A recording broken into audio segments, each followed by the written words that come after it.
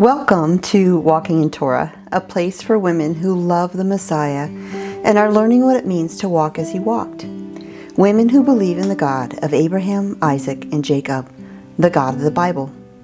If you're curious, searching, or simply longing for a deeper understanding of Scripture, this is a place where you belong. Walking in Torah is more than a podcast.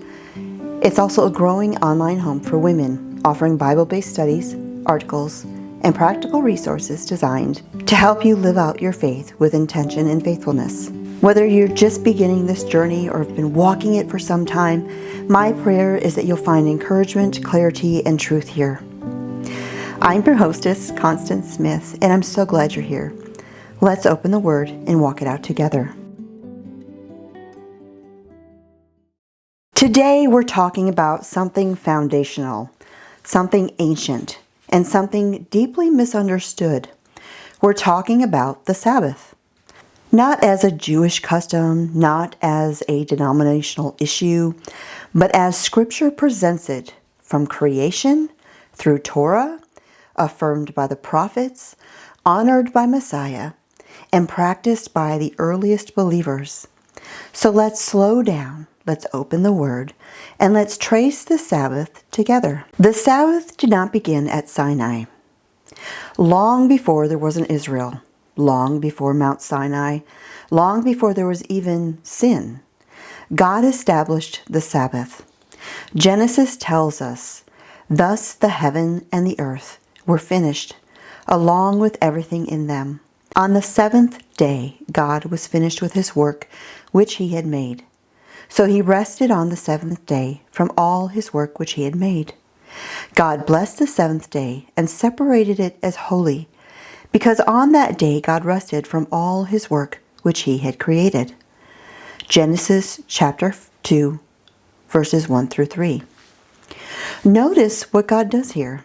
He identifies a specific day. He blesses it. He sanctifies it, sets it apart as holy. And this happens before Abraham, before Moses, before the law, before Israel. The Sabbath is not rooted in Judaism. It's rooted in creation itself. It was established as part of God's created order, intended for all humanity from the beginning. The Sabbath before the Ten Commandments. Fast forward to Israel in the wilderness. Before the Ten Commandments were even spoken at Sinai, God reintroduces the Sabbath through the giving of manna. In Exodus 16, Moses tells the people, "Tomorrow is a holy Shabbat for Adonai. Gather it 6 days, but the seventh day is the Shabbat." That's Exodus 16, 23 to 26. Some disobey. They go out together anyway. And God responds in Exodus 16, 28 to 30. "How long will you refuse to observe my mitzvot and teachings? Look, Adonai has given you the Shabbat." This is important. God speaks of the Sabbath as something already established. He calls it part of his commandments and instructions before Sinai. And obedience to it is tied directly to trusting his provision. The Sabbath isn't just about rest. It's about faith. The Sabbath written by the finger of God. At Mount Sinai, the Sabbath is formally written into the Ten Commandments. Exodus 20, verses 8 to 11 say, "Remember the day Shabbat, to set it apart for God." That word remember doesn't mean recall something that's been forgotten. It means to guard, to protect, and to cherish it. The reason God gives for the Sabbath is because of creation. Not Egypt, not Jewish identity, creation. And notice who the command applies to. Your children, your servants, your livestock, even the foreigner within your gates. The Sabbath was never exclusive. In Deuteronomy, Moses adds another layer. "You are to remember that you were a slave in Egypt. Therefore, Adonai your God has ordered you to keep the day of Shabbat." Deuteronomy 5:15. So the Sabbath becomes both a creation ordinance and a covenantal sign of redemption and rest. The Sabbath as a sign of belonging. Throughout the Torah, God repeatedly calls the Sabbath a sign. Exodus 31:13. You are to observe my Shabbats, for this is a sign between me and you through all your generations. Exodus 31:16 says a perpetual covenant. Leviticus calls it a holy convocation, a set-apart appointment. This isn't casual, this is sacred. The prophets and the Sabbath.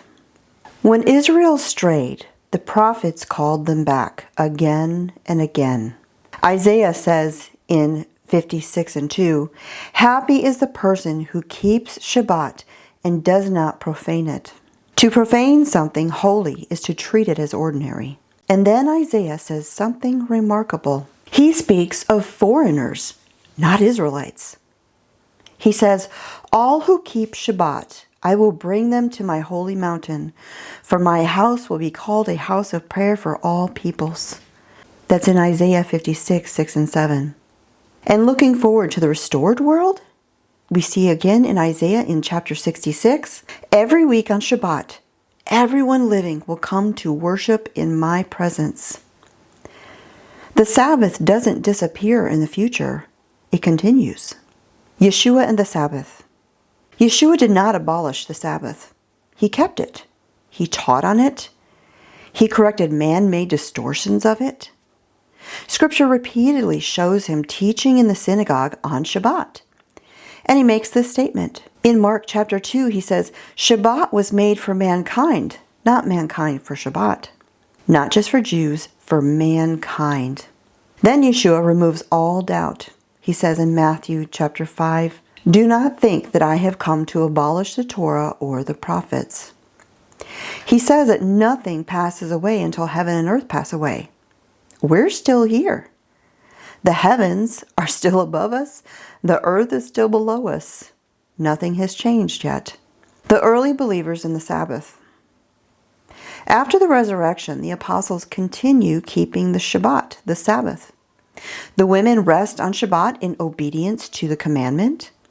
Paul teaches every Shabbat to Jews and Gentiles.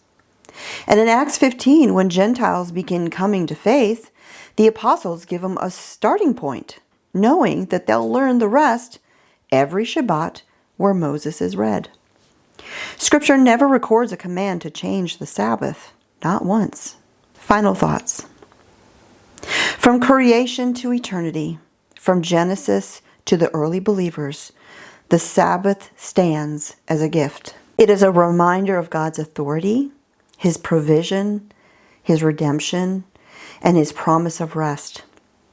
Hebrews tells us in chapter 4, there remains a Shabbat keeping for God's people. The question isn't whether the Sabbath still exists. The question is twofold. Are we God's people?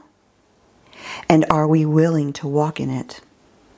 If this teaching has encouraged you or challenged something that you've been taught, I invite you to subscribe and share this new podcast with your friends. Be sure to visit walkingintorah.com, where you can get a text version of this study that's been presented on the podcast, as well as a number of other studies on biblical faith. Thank you for walking in Torah with me today. May the Lord give us humble hearts, listening ears, and the courage to worship Him in truth. If this episode encouraged you, I invite you to visit walkingintorah.com and consider sharing this podcast with someone who may be walking this path too. Shalom, my friends.